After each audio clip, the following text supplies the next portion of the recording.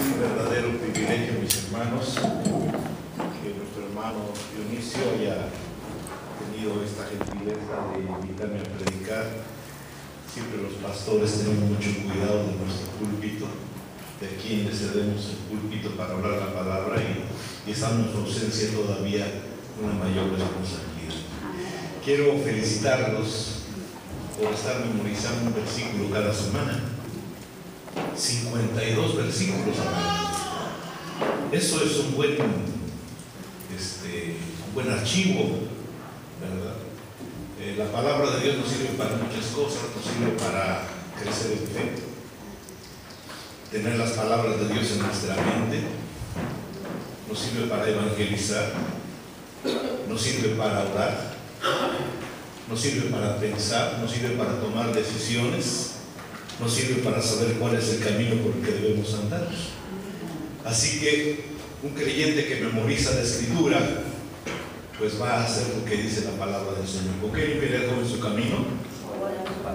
Felicidades, hermanos. Por favor, trabajen con el pastor en esto, ¿verdad? Trabajen memorizando la palabra. 52 versículos a la semana. Quiere decir que al año 52 versículos. En 10 años ustedes sabrán 520 versículos. Es una buena capacidad para, como cristianos, tener allí en la mente. Amén. Bueno, les voy a predicar esta mañana, mis hermanos, de un tema que a mí me interesa mucho, que lo hemos hecho asunto de oración. Vamos a buscar en la Escritura, por favor, el Evangelio según San Lucas, capítulo 19.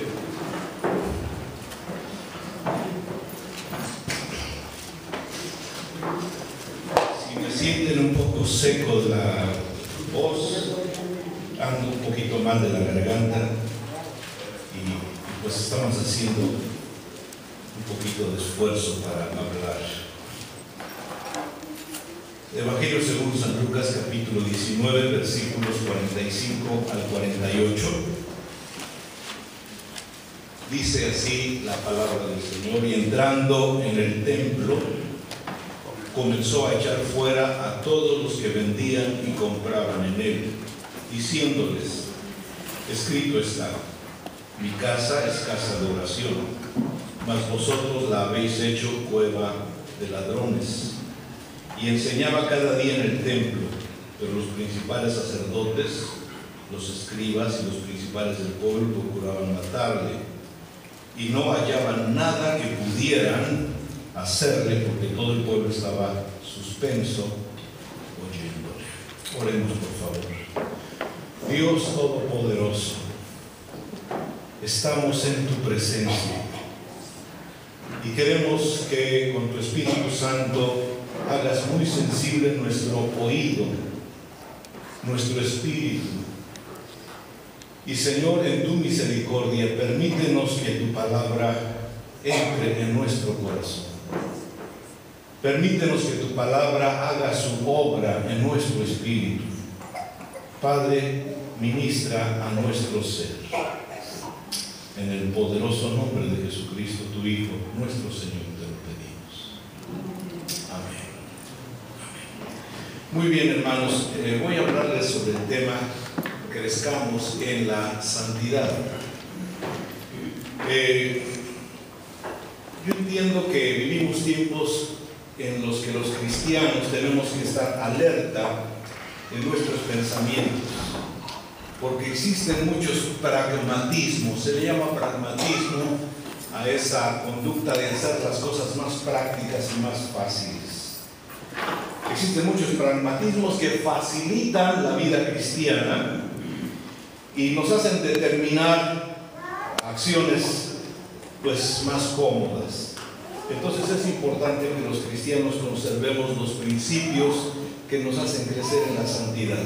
Principios de propiedad, de identidad, de propósito y exclusividad, que garantizan nuestra permanencia y nuestro crecimiento en la santidad del Señor. Existe un mandato divino que todos nosotros conocemos. Levítico capítulo 11, versículo número 44.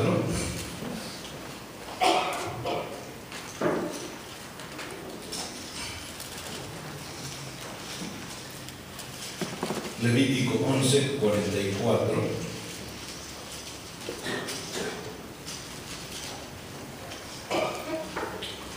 Dice así el pasaje, mis hermanos: porque yo soy Jehová, vuestro Dios, vosotros por tanto os santificaréis y seréis santos, porque yo soy santo. Un mandato que se repite después en labios del apóstol San Pedro en la primera carta, capítulo 1, versículo 16, escrito está: sed santos porque yo soy santo.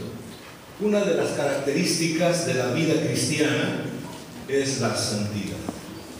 Existe la santidad posicional, lo que significa es que por estar en Cristo, Él nos imparte su santidad. La base y fortaleza de nuestra santidad es la santidad de nuestro Señor Jesucristo. Partiendo de esa base, nosotros debemos procurar conservar. Si la hemos recibido por gracia, tenemos que procurar conservarla, pero además debemos procurar crecer en ella. En este pasaje vamos a estudiar la purificación del templo y notaremos las actitudes que llevan a los cristianos a una conversión regresiva.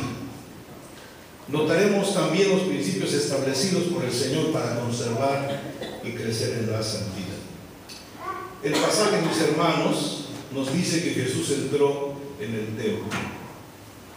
El templo era el lugar más sagrado en toda la historia de la nación israelita, pero sobre todo era el lugar escogido por Dios para manifestar su presencia, para manifestar su gloria. Este lugar debería ser objeto del más alto respeto y veneración. Comencemos a analizar el pasaje, mis hermanos. Dice la primera frase: entrando en el templo. Estas palabras nos dicen que Jesús inició un trabajo. Lo que significa es que cuando Dios inicia a hacer algo, es porque es necesario hacerlo. No es algo opcional, es algo que hay que hacer y que no dejará de hacerlo hasta que termine de hacerlo. Si Dios ha comenzado a hacer algo en nuestra vida, Él también quiere terminar lo que empezó. La segunda frase es: comenzó a echar fuera. Se refiere a gente que trate con amabilidad, pero en esta ocasión Jesús no mostró amabilidad, más bien actuó con enojo y autoridad. Las palabras usadas en el Evangelio dan a entender que lo que Él está haciendo es arrojar fuera del templo algo como basura, como suciedad, algo que es despreciable para Él. Otra frase de la Escritura dice: comenzó a echar fuera a todos los que vendían y compraban en Él. Ante esta descripción de las actividades comerciales en el templo, de inmediato salta a nuestra mente la idea que existe una relación estrecha entre religión y comercio. La sola idea, relación, religión, negocio, contamina todo lo que puede tener de sublime la actividad. Si no se contaminaran con la moneda gentil o romana, exigía que se hiciera el cambio de moneda.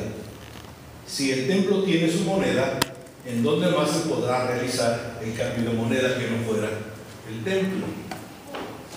Esta inteligencia o razón humana, este pragmatismo, querer hacer las cosas más inteligentes según nuestro razonamiento, fueron reprobadas por el Señor Jesucristo. ¿Qué más se vendía o compraba en el templo? San Marcos 11:15 dice que se vendían palomas. San Juan capítulo 2 versículos 14 y 15 dice que se vendían bueyes, ovejas y palomas. ¿Cuál es la razón o inteligencia de vender estos animales en el templo? Las ofrendas ordenadas por la ley de Dios por los sacrificios consistían precisamente en sacrificar estos animales. Los que venían al templo a adorar y ofrecer sus sacrificios seguramente tendrían dificultades para viajar, llevando sus ofrendas para el sacrificio. Seguramente alguien pensó en lo práctico, en facilitarles a los ofrendantes un servicio. Parece que aquí no tenemos nada de malo. Estamos pensando solo en facilitar las cosas a los adoradores. Sin embargo, a estas personas y su actividad, Jesús los reprobó, echándolos del templo de manera vergonzosa. San Marcos 11:16 nos dice que hay otra actividad que el Señor reprobó. Dice el pasaje: y no consentía que nadie atravesase el templo llevando utensilio alguno. ¿Qué significa eso? El templo de Jerusalén geográficamente se encontraba ubicado junto a la muralla, en uno de sus lados. Para las personas que venían a Jerusalén cargando sus pertenencias, pero su intención no era ir a adorar, y llegaban a Jerusalén por el lado del templo, les era más fácil entrar a Jerusalén atravesando el terreno del templo que rodear la muralla para entrar por otra puerta. Así les era más cómodo, era lo práctico. Eso Jesús no lo permitió, no lo consintió. Jesús dijo: escrito está. La autoridad en la que Jesús se basa para establecer la conducta adecuada, propia, correcta hacia la casa de Dios es la Escritura. No era algo que se iba a escribir. Ya se había escrito hacía más de 700 años. Él está citando a Isaías capítulo 56, versículo 7. Dicho de otro modo, todo israelita sabía lo que estaba escrito respecto a la casa de Dios. La conducta de ellos era de reprobarse, pues su trato a la casa de Dios era franca rebeldía a las palabras de Dios. En el pasaje de San Lucas que leímos, el Señor dijo: mi casa. Estas palabras de Jesús indican quién es el propietario de esa casa. El dueño del templo no eran los sacerdotes, no era tampoco el pueblo. Ellos no tenían autoridad para decidir respecto a tener libertad de qué hacer o qué no hacer en esa casa. El dueño de ella es el Señor Dios Todopoderoso. La propiedad indica la pertenencia, pero no solo indica propiedad o pertenencia, también indica quién la habita. Jesús dijo: mi casa. Jesús dijo también: mi casa, casa de oración será llamada. Esta frase del Señor nos indica lo sublime de la razón de esta casa. Es casa de oración. La palabra griega para oración en este pasaje es proseuge. Lo que significa es oración ferviente, adoración. La razón de esta casa es para que el hombre se encuentre con el que la habita. Es un punto de encuentro con su Creador. Allí el hombre orará, allí será oído, allí tendrá consuelo, allí será perdonado, allí verá la gloria de Dios. Estas palabras de nuestro Señor indican la identidad de la casa. Es casa de oración. Indican el propósito de la casa, es la oración. También indican exclusividad. Solo es del Señor, para habitación de Él y para la oración. Cualquier otro uso es un sacrilegio, una profanación. Dijo el Señor: vosotros la habéis hecho. Darle otro uso involucra la idea de otra intención de propiedad. Alguien se ha adueñado de lo que no le pertenece. Sois vosotros. Darle otro uso indica rechazar al dueño, rechazar su presencia, rechazar la oportunidad de un verdadero encuentro con el dueño de la casa.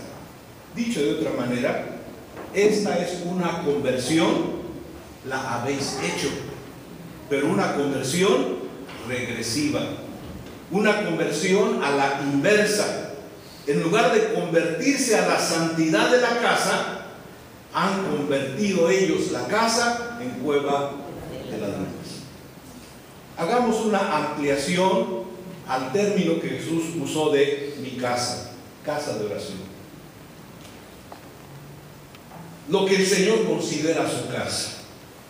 Lo que la mayoría de nosotros pensamos cuando hablamos del templo es pensar en las secciones más excelentes del templo. El atrio, o sea, el espacio donde se encontraba el altar del holocausto o altar del sacrificio. El lugar santo, donde se encontraba el altar del incienso y la mesa de los panes de la presencia. Finalmente, el lugar santísimo, donde se encontraba el arca del pacto. Pregunto, ¿en alguno de estos lugares es donde se hacía el comercio? Definitivamente no. El templo tenía otros edificios colaterales. San Mateo 24:1 dice que había otros edificios: las cámaras de los sacerdotes, las cámaras del alfolí, los pórticos, los pasillos, el patio de los hombres, el patio de las mujeres, el patio de los gentiles. En alguno de estos espacios se encontraban los vendedores. ¿Por qué, si no se estaba haciendo el comercio en los lugares más santos, el Señor actuó de esa manera?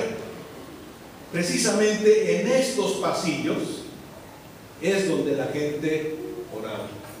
La gente no oraba en el atrio, la gente no oraba en el lugar santo ni en el lugar santísimo, oraba en los pasillos, en los atrios, donde los rabinos enseñaban las palabras de Dios. Toda el área perimetral que correspondía al templo era casa de oración. Una vez entrando en las puertas, todo era lugar santo. Todo lugar era para orar y estudiar las Escrituras, para estar en comunión con Dios. Estudiemos lo que esto significa. El templo de Jerusalén, mis hermanos, era una figura del verdadero templo. San Juan capítulo 2, versículos 19 al 21, vamos a leer este pasaje, es muy importante.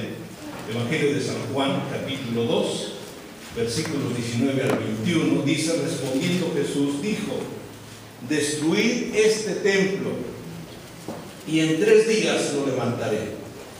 Dijeron luego los judíos: en 46 años fue edificado este templo y tú en 3 días lo levantarás. Mas él hablaba del templo de su cuerpo. Jesús hace un traslado de lo que es el templo físico de Jerusalén a su cuerpo. El verdadero templo, según San Juan 2, el verdadero templo de Dios es Jesucristo, el Verbo hecho carne, verdadero Dios y verdadero hombre.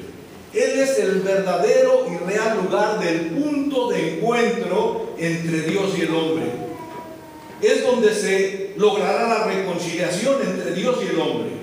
El único punto que Dios acepta para aceptar al hombre. El cuerpo de Jesús es el templo que será destruido y reedificado en 3 días. El único camino, la única verdad, la única vida. Jesús dijo: nadie viene al Padre si no es por mí. El verdadero lugar de encuentro entre el hombre y Dios es Jesucristo, es el templo de Dios. Segundo, la iglesia como cuerpo místico de Jesucristo es real y verdadero templo de Dios en la tierra. Primera carta a los Corintios, capítulo número 3, si gustan verlo conmigo. Primera carta a los Corintios, capítulo 3, versículos 16 y 17, dicen así: ¿no sabéis que sois? La palabra, el verbo ser está en plural, que sois el templo de Dios y que el Espíritu de Dios mora en vosotros, también en plural. Si alguno destruyere el templo de Dios, Dios le destruirá a él, porque el templo de Dios, el cual sois vosotros, santo es. La iglesia, el número total de los creyentes, la iglesia universal, la iglesia local, plural del verbo ser, sois real y verdadera morada del Espíritu Santo, es la iglesia del Señor. También en primera carta a los Corintios, capítulo 6, versículos 19 y 20, dice así: ¿o ignoráis que vuestro cuerpo en singular es templo del Espíritu Santo, el cual está en vosotros, el cual tenéis de Dios y que no sois vuestros? Porque habéis sido comprados por precio. Glorificad pues a Dios en vuestro cuerpo y en vuestro espíritu, los cuales son de Dios. El creyente nacido de nuevo, en lo individual, su espíritu, alma y cuerpo es templo de Dios. La limpieza o purificación que Jesús hizo del templo trajo una obra de Dios de restauración. En esa purificación, que fue una purificación transitoria, se nos está dando a nosotros el mensaje de lo que es la santidad del creyente. Se trajo una restauración en cuanto a la propiedad de la casa. Jesús restauró el concepto de esta casa es mía, mi casa. Jesús también restauró la identidad y propósito de la casa. Esta es casa de oración. Y Jesús también restauró la exclusividad de la casa. Ningún otro uso. No se admite ningún otro uso.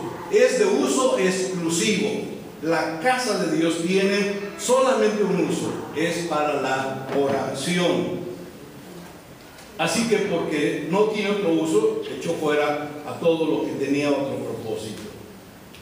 Nuestra respuesta al mensaje de este estudio: si queremos ser genuinos cristianos y mostrar veracidad como verdadera iglesia de Cristo, es necesario, primero, evitar la contaminación en cuanto a la propiedad. Hemos sido comprados por Él. Hemos sido rescatados al precio de su sangre. No podemos aceptar otro dueño.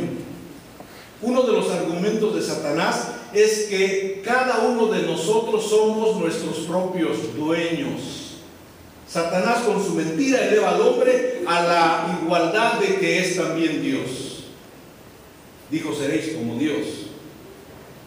Al restaurar la propiedad genuina de nuestra persona a Dios, tenemos que confesar en nuestro corazón que tenemos un único dueño y propietario, y ese dueño es Jesucristo. Amén. El único que tiene autoridad sobre nosotros es Él.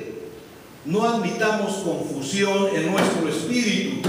No somos dueños de nosotros mismos para hacer lo que queramos. Él dice que usted y yo somos de Él. Él dice: mi casa.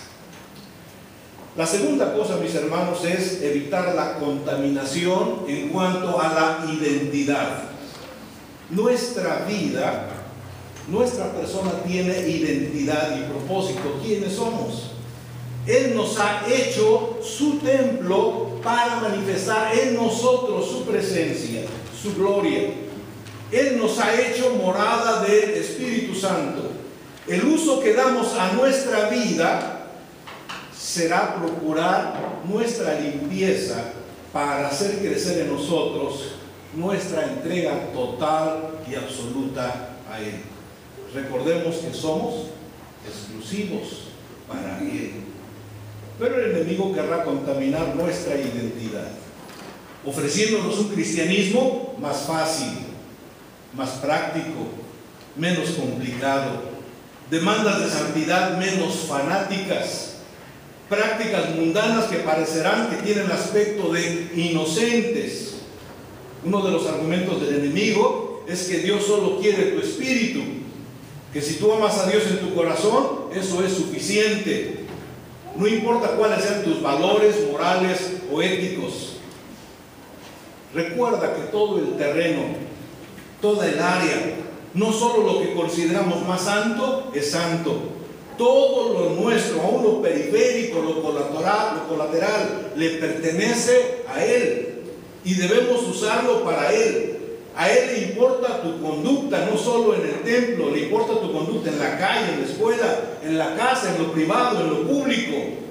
Cada cosa de tu vida y en tu vida tiene el sello de la propiedad de Dios y de la identidad de Dios. Eso te hace de uso exclusivo para Él. Es necesario recordar las palabras claves de esta restauración del templo de Dios. Primero, propiedad. Somos de Él, comprados, rescatados por su sangre. Identidad. ¿Quiénes somos? ¿Qué somos? Casa de Dios. Propósito para la oración y exclusividad. No se admite ningún otro uso. 4 palabras: propiedad, identidad, propósito y exclusividad. Una cosa más. Permitamos que el Señor nos limpie continuamente. Libro del profeta Malaquías, capítulo número 3, versículos 1 al 4.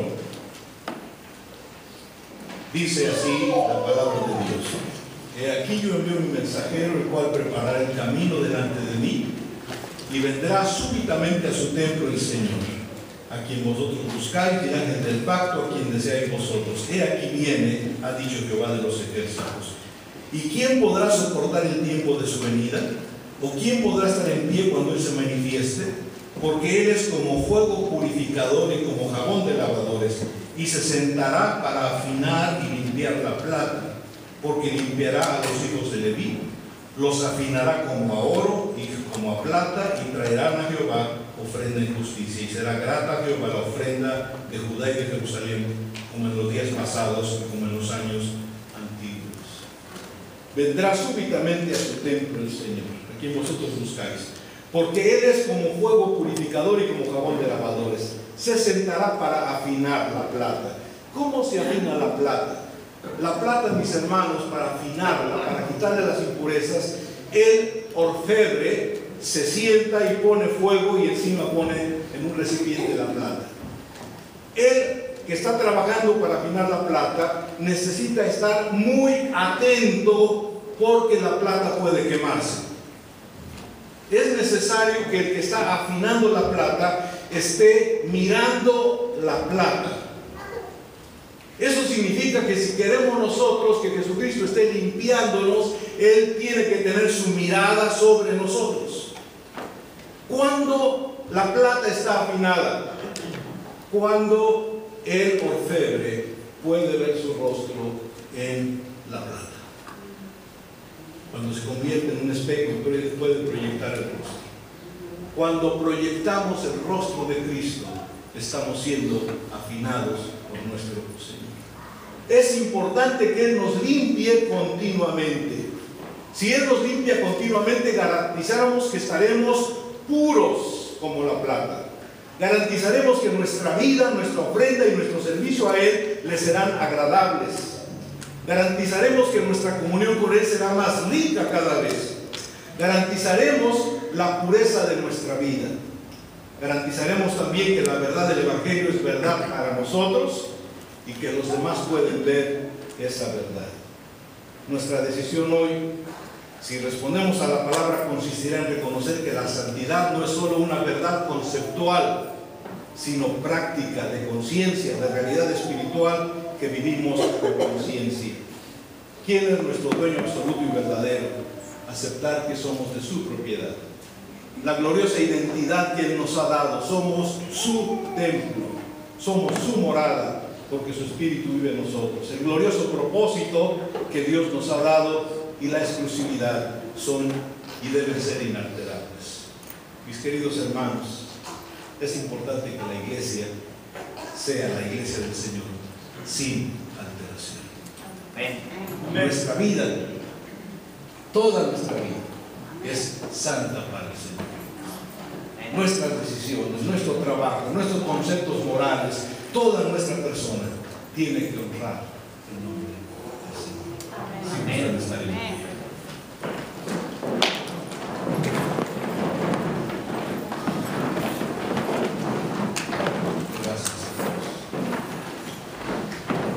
posible que esta mañana algún creyente esté siendo muy pragmático y pensando que está bien no ser tan fanático. Es un término que ahora se usa para descartar ser radical.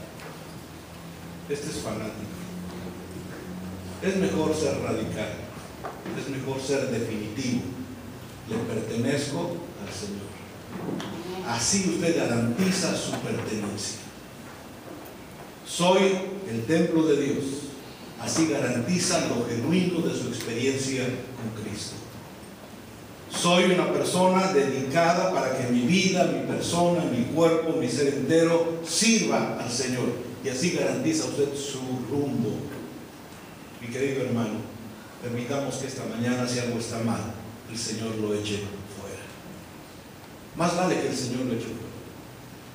Si el Señor no lo echa fuera, va a ocurrir lo que ocurrió con el templo de Jerusalén. Fue la historia. ¿Sí se acuerdan? Años 70, el templo fue destruido. Más vale que nos limpie y no que seamos destruidos. Amén. Amén. Incline su cabecita.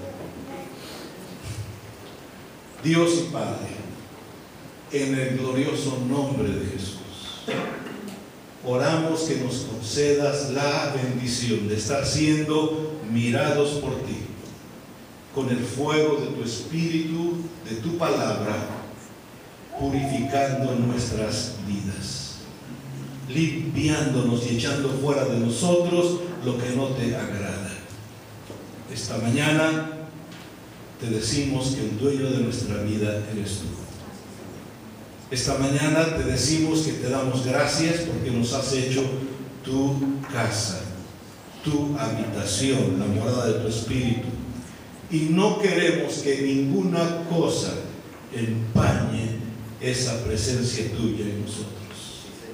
Santifícanos, echa fuera de nuestra vida lo que no te agrada y permítenos ser exclusivos para ti. En el nombre de Jesucristo.